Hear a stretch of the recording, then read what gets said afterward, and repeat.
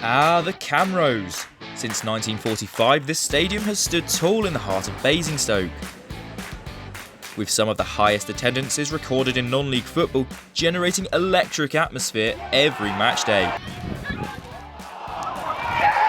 So, how did this happen?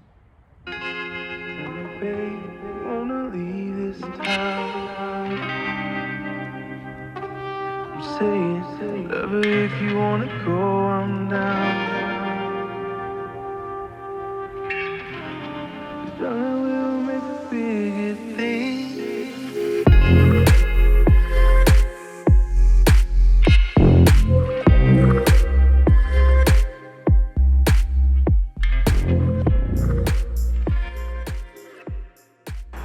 So, where do we begin? So, early days. The Camrose was given to Basingstoke Town Football Club by Lord Camrose, and he gave it to the football club and said football can be played there until 2052. And then the mid-90s, a man named Razak came over, joined the club, became the chairman. When Lord Camrose died, he left the stadium to an estate in America. Later on, the chairman at the time, Razak, approached the estate and requested to buy it. Of course, they let him buy it as a custodian of the club, someone who you'd think would do the best for the club. In 2012, Mr. Razak attempted to move the club to Downgrange, intending to create a local sports hub alongside the rugby and athletics facilities. That got thrown out. Local residents, fair enough. Mr. Razak once again tried to move the club in 2015, this time to the Old Common, just outside the town centre. His endgame being to develop the land that the Camrose was on. However, that didn't happen. Again, the residents threw it out. Quite rightly, there was already a site that the football ground was already on, and that was the Camrose. And unfortunately, at that point, Razak withdrew himself from the club and set up an arrangement for the club to move to Winchester and threw the club out of Camrose. Started selling parts of the ground off, dug the pitch up so that we can go back there at all, and it's been a sorry state since we've been evicted from what is our home.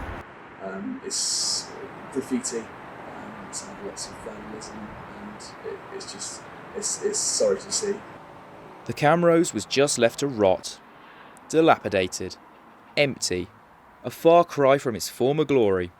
And whilst the structure itself was fragmented and fractured, cracks also began to appear within the community. And I actually lived right next to the ground, so I mean, it was devastating for me. And so it stopped me coming to watch the games up until now. And it's a travesty, it's just there rotting, nothing's happening to it. It's been vandalised, a bit more secure nowadays, but it's just a waste of an area. Do you know what? We were lucky to survive it, and that's the honest truth, and that's not over-dramatising what was a difficult period. We had no funds, we had no ability to have a budget, we weren't even allowed to sell our own beer and drinks and alcohol and stuff, so again, where you'd normally make money as a football club, you weren't able to do, certainly in Winchester.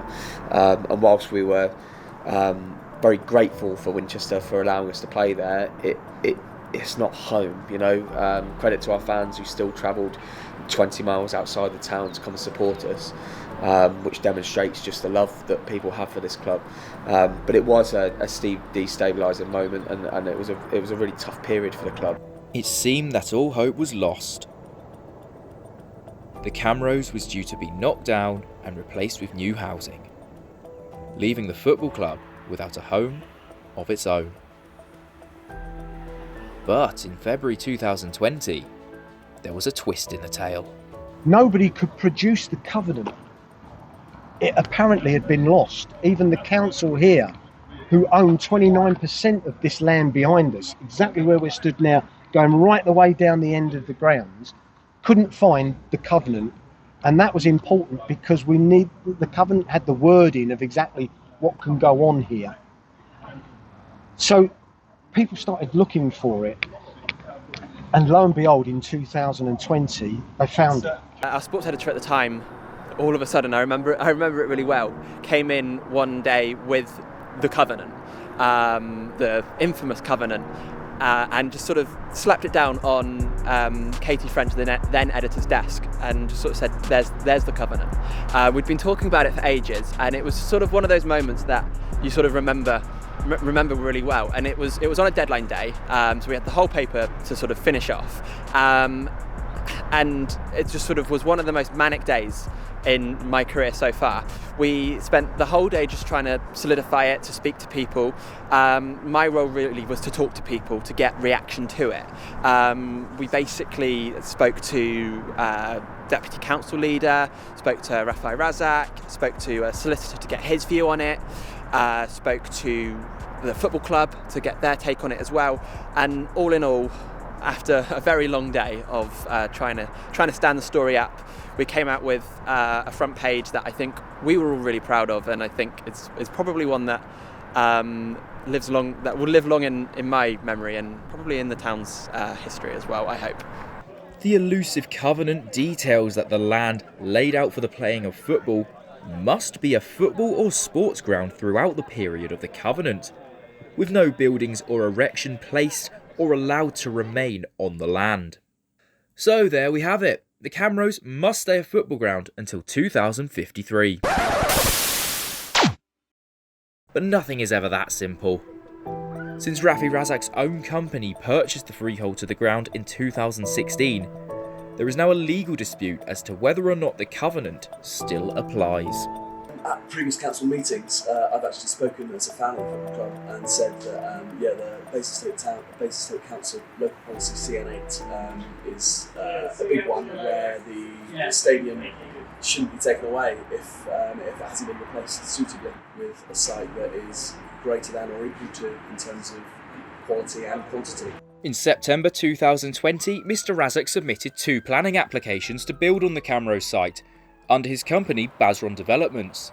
But these were unanimously rejected, with 11 councillors citing this to be in breach of the local CN8 policy, as no suitable replacement for the Camrose could be provided. That was a great night for us. It was a very long council meeting. I think it was about 10 o'clock at night the actual decision was made, but I remember sitting in the office with Katie at the time, and we were both absolutely a little bit shocked but absolutely delighted when the decision was made and it was refused. It was, in our opinion, the right decision all along. Obviously, Rafai Razak made the decision to appeal it. That's his right. That's his democratic right. It's gone now to planning appeal, which has wrapped up in the last couple of weeks. So yeah, we'll see what the planning inspectorate decides. I hope personally that he decides to uphold the decision of the locally democratically elected councillors. It's my opinion they made the right decision based on local planning policy. We'll see. Due to the active nature of the appeal, the council are presently unable to discuss the matter. However, they did provide this statement. The decision to refuse the applications was taken on the basis that the development would have resulted in the loss of valued facility in the Camrose Stadium without the provision of equivalent or better replacement facilities, contrary to the local planning policy CN8, as well as concerns around the overdevelopment of the site and the lack of legal agreement securing developer contributions towards replacement community facilities and local infrastructure. Since then, the club have also put an asset of community value stamp on the Camrose, because it is a true asset of community value, and that protects the land and gives the club first refusals if planning was to go through. The nomination was successful as it was found that the use of the Camrose Stadium in the recent past furthered the social well-being or social interest of the local community, and that it was realistic to think that there could be a time in the next 5 years where there could be a use of the Camrose Stadium that would further the social well-being or social interest of the local community. The owner of the site has appealed the listing decision to the first tier tribunal. The decision of the tribunal is currently awaited. It was clear from the start that playing in Winchester was not a viable option for the club, whose fan base in Basingstoke were crying out for football to return to the town. And in September 2020, they got their wish. The club were thrown a lifeline by the Hampshire FA in the form of the newly refurbished Winklebury Sports Complex. He certainly was able to keep the football club going. Obviously, for the long term, we'll have to see what happens with the inquiry, but we've managed to convert this site into a facility which could meet the town's current needs, which was you know, the town football club's current needs, which was the important thing. Nobody wanted to see the football clubs would go out of business, so we wanted to ensure that wouldn't happen and that their interests were protected. Certainly for the short term, but by doing that, hopefully in the medium to longer term, then they'll be secure as well. Fans were elated to see football return to the town. However, many share the same frustration that the club is not where it truly should be. It's a crying shame what's happened with losing the Camrose. Right now, we're just glad to have a home here at Winklebury, even if it's temporary. Being able to return to their hometown has given the club stability. But it doesn't come without its own problems. But, we're as of last year, we moved into this facility, which is Hampshire FA's facility, which we rent from them, which has its own restrictions. One major downside of this new stadium is that the team would be league locked, meaning that even if Basingstoke do win promotion, the Winklebury would require development in order for them to play there the next season. Currently here they'll be restricted to Step 3, currently, because it's currently, again we don't make the rules, you need to have a high level 3G pitch. So there's always been a bit of there is a ceiling to here.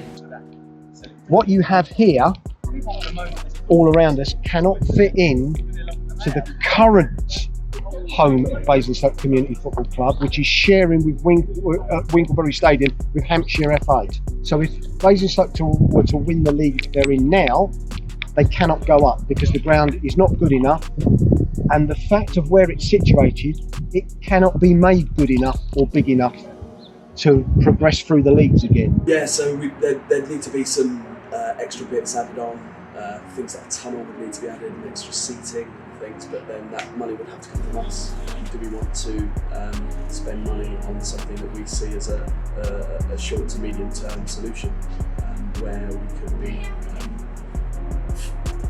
could be fighting back for us to have our own home, and that's what we need. I appreciate there have been aspirations for the club to push on to perhaps Step 2, Step 1 Football League, but under the current regulations with the current facility we've got, that will be difficult. If we can make accommodations, there's funding available through the Football Stadium Improvement Fund. So if it's possible and we can get planning and there's the funding available, then there's no reason why we wouldn't support any future developments. But the main issues regarding the pitch in terms of what level of football is allowed to be on there. We need to have our own things. We're limited here, even though it's been a fantastic lifeline, but we need somewhere for ourselves. I think it's ridiculous what they've done. Never been allowed to get away with it. To many, the fact this was even allowed to happen in the first place is seen as a travesty. A football club lost its home all too easily. So what safeguards, if there are any, are in place to prevent this from happening to another team? I think there are in terms of ownership and ensuring that you have the right owners in place and that they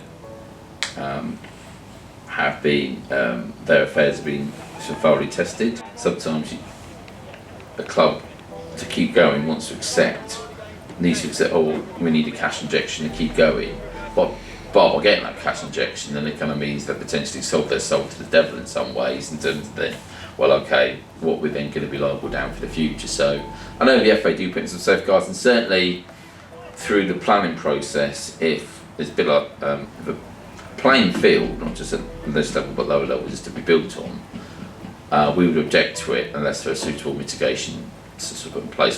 So they can have the land, but they can't just build on it. There are protections, and hence kind of why obviously this issue with the Camrose has been dragging on for a number of years, partly because of it's been held back by the planning process, which is there to safeguard these sites. The question remains, could more have been done? I've attempted to contact Mr. Razak on numerous occasions so he can give his side of the story, but as of yet I've received no response. Albeit temporary, Winklebury is a viable solution for now, allowing the club to earn matchday revenue once again. However, the club has ambitions far beyond this. The aspirations is to go as far as they can with the football club. We want to get promoted this season, obviously, and there's no reason why we couldn't challenge in the league above in kind of knocking on the door of playoffs with the squad we've got. But a club the size of this town and the backing that it's got and the support it's got, the ceiling is, as far as I'm concerned, non-existent. We need a home for ourselves. Some of the community work that we do, we are limited to because we're at this site that doesn't belong to us. And that's where the Camrose comes in. We need somewhere to base ourselves when we haven't got a clubhouse here, which brings people together and also is a great source of revenue, which we can't get here. The opportunity that space has is frightening. Like it really could be a place for real good for the community, not just a football club. This is the thing that I think some people fail to see. It's not just how it impacts the youth team here, the academy team, the ladies team, the countless mountain junior teams. It's also how it affects the wider borough. It's having cup finals down, it's having evenings in clubhouses, it's having bingo nights for older people. Like, it's all these different aspects that, sadly, because we don't own this facility, we were unable to do. So the Camrose plays a massive part in that. We're stood at Winklebury today. A great facility, absolutely, but is it the right facility for Basingstoke Town, a club that has ambitions to be a National League and a Football League club? No, it probably isn't. And it's either a stadium like the Camrose, or should not be the Camrose, an equivalent, if not better, stadium. And that's the issue with the whole planning debacle, was that there was no better or equivalent stadium provided. In all honesty, a lot has to happen for the Camrose to become a football stadium again. There's absolutely no getting away from that. Even the most ardent supporters of the Camrose has to admit that in their hearts of heart. But I do see a future where the Camrose can be a football stadium again, but it needs the whole town to get together to come around the Camrose, to bring it back into use. So hopefully we can get to the Camrose, we can build it up and have it as a ground and a stadium that the town can be proud of. A club our size should have its own ground for the fans, for the club itself, just to be able to hold operations and have somewhere we can truly call home. And the club are really hot on trying to build a community and an experience for people, and long may that continue. The football club, the community club now, I believe, want to turn it into a football community hub, so it can be used by schools and other small clubs. We are hopeful that some sort of deal can be done, that the football club can stay here for future generations, and that's what it's about. I mean, the young boys, men, girls, women. You can see how that's growing now, and this will be a hub for it all here in Basingstoke. So it's important that this area is preserved. We're going to fight it all the way. That's our home.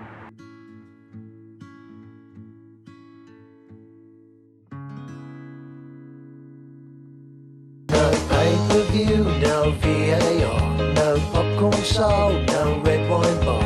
The fans are in, so come on, choose to come and support the yellow and blues.